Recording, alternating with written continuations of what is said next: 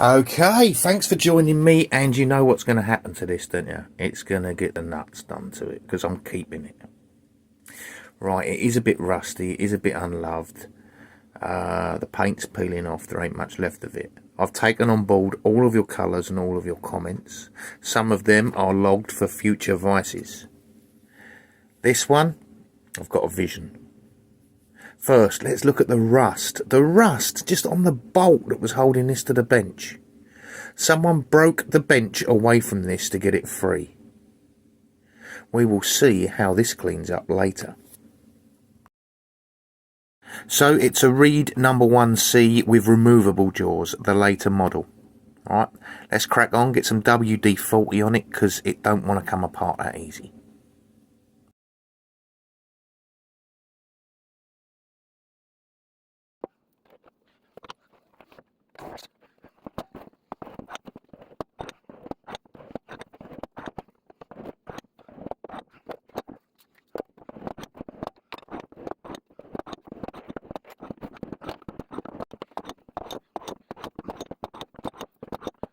Now don't forget, this is an edited video. Things don't happen exactly as you see them.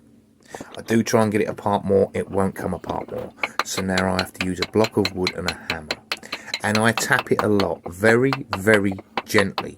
Not even a millimetre. What's a millimetre? A 64th at a time. Very gentle, just a little bit. It keeps giving and giving and giving.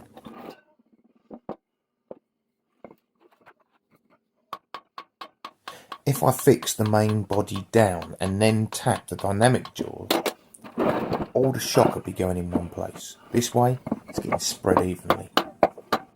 If I hit it too hard and break something, where am I going to find a spare bit?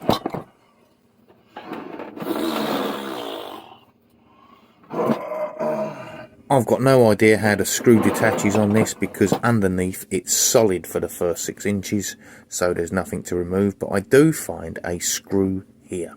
So that bugger's coming out. And it comes out like it was put in yesterday. I'm guessing this is about 80 to 100 years old. If any of my American viewers can put me right on this, I'd love to know. It's a number 1C pending removable jaws. Can't get the main drive screw out, so it's going to go in as it is into 2 different buckets with some deox, which is some English equivalent evaporust. That way I know I'm removing the rust from the bits I can't see.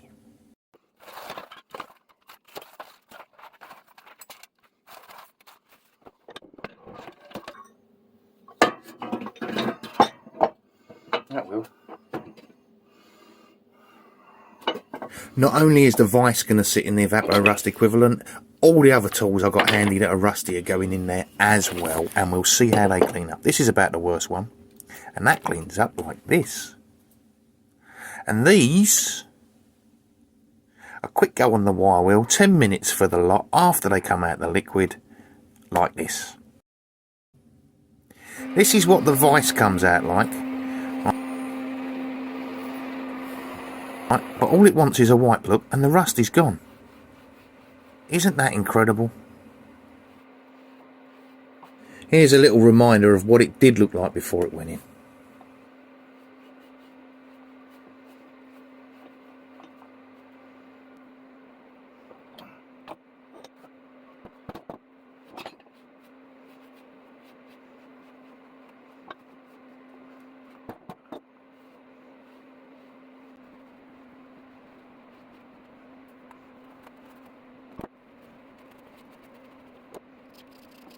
Now, do you remember that ultra rusty nut and bolt that was going through it?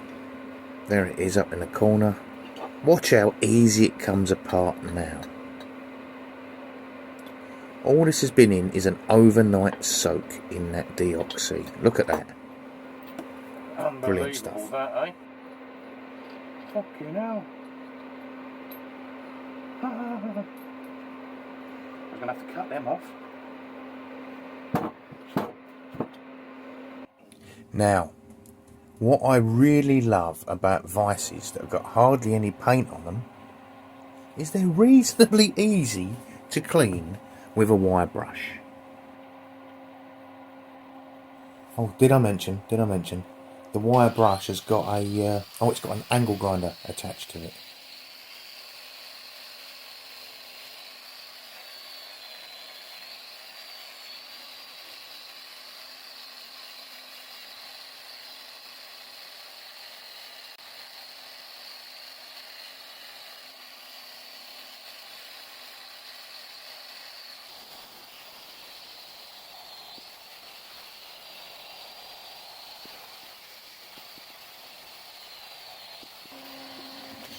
Now for those awkward areas, I use a little carburettor brush on the end of the drill.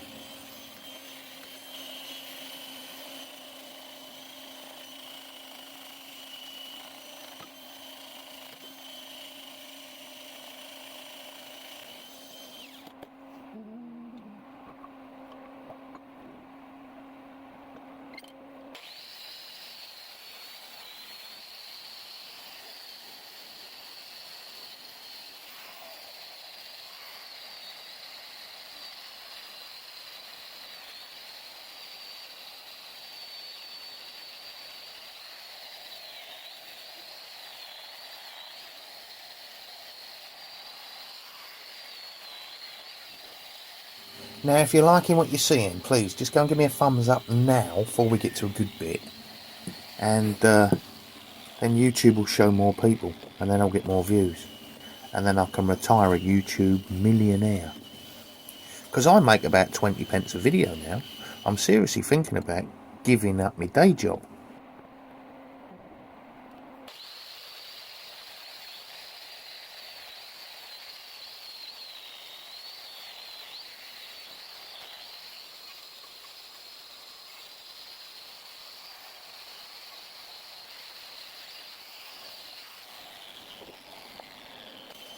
Okay, so there we are, all clean.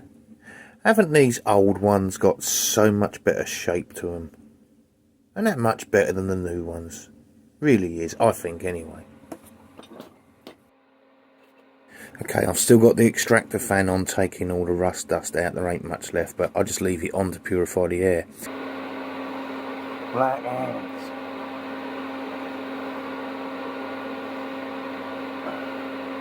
.266.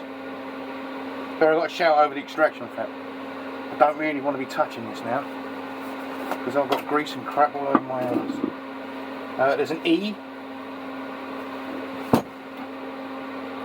266 again. So 266 on that, 266 on that, so they know which one's which. Okay, that makes sense, doesn't it? Yeah, alright.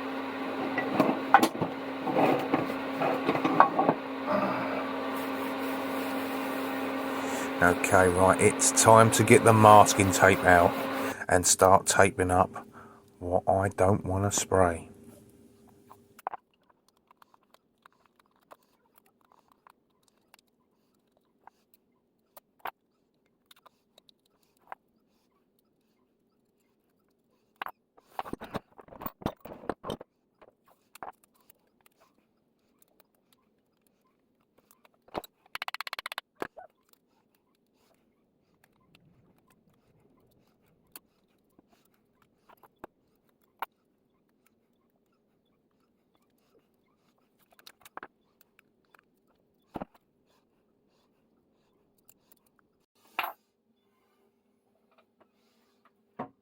So I'm putting an overlap of tape on here because I want to tuck it around the edge. I'm going to use this screwdriver to tuck it around the edge of the pipe jaw so that when I pull the tape off, and I've sprayed it all, the pipe jaw is silver all the way round. Nothing worse than a bodger that don't tape up properly and then gets overspray or spray down the side of things that should be left in metal. Now, if you notice, two different colour tapes. I use the blue for precision, and I use this normal colour one for just bulk area cover, because it's cheap. I personally find you get nice crisp lines with the blue one, and you get rough raggedy lines with this one.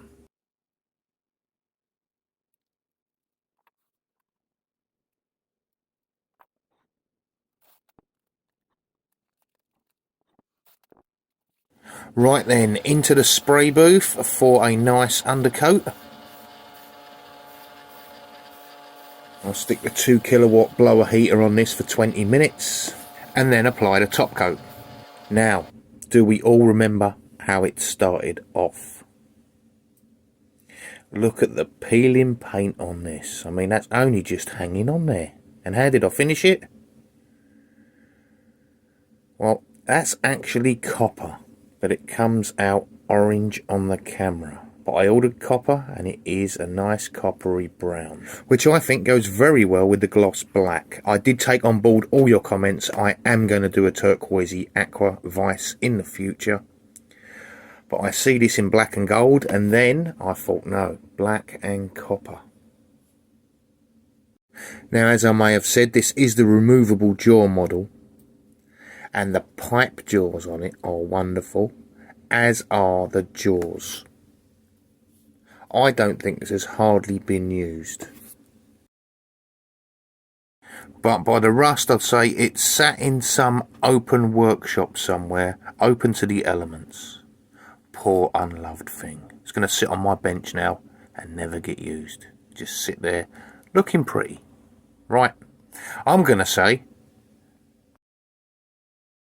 comment, like, subscribe, share with your friends, stick it on Facebook, stick it on Instagram, share with everyone, get me loads of views so that I can retire from my shitty fucking job.